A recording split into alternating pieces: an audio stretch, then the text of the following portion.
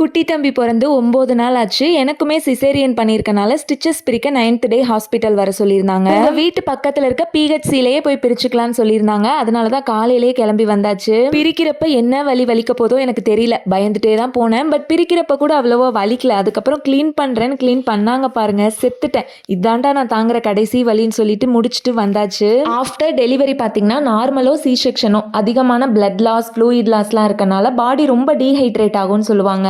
இதனால வாட்டரியான லிக்விடான ஐட்டம்ஸ்லாம் அதிகமாக எடுத்துக்கிறது நல்லதுன்னு சொல்லுவாங்க. இந்த மாதிரி லிக்விட் ஐட்டம்ஸ்னால பிரஸ்ட் மில்க்கும் இம்ப்ரூவ் ஆகும்னு சொல்லுவாங்க. அதனால வர வழியில கரும்பு ஜூஸ் பார்த்தோம். ஸோ மிஸ் பண்ணாம வாங்கி குடிச்சிட்டு வீட்டுக்கு வந்தோடனே இன்னைக்கு தம்பிக்கு 9th டேனால ஃபர்ஸ்ட் டைமா நல்லா ஆயில் மசாஜ் பண்ணி தலைக்கு குளிக்க வச்சோம். ஆதிரன்லாம் குளிக்க வச்சாலே பயங்கரமா அழுவான். பட் இவர் பாத்தீங்கன்னா அழுகிறதே இல்லை, நல்லா சுகமா குளிக்கிறாரு. தலைக்கு குளிக்க வச்சோன்னு பாத்தீங்கன்னா ஃபர்ஸ்ட் டைமா இந்த வசம்பு, பால்பாசி, கருப்பு கயிறு, வளையல் அது எல்லாமே போட்டு விட்டாங்க. மறுபடியும் 11வது நாள் தலை குளிக்க வச்சு இது எல்லாத்தையுமே கலட்டி திருஷ்டி சுட்டி போட்டுருவாங்களாம்.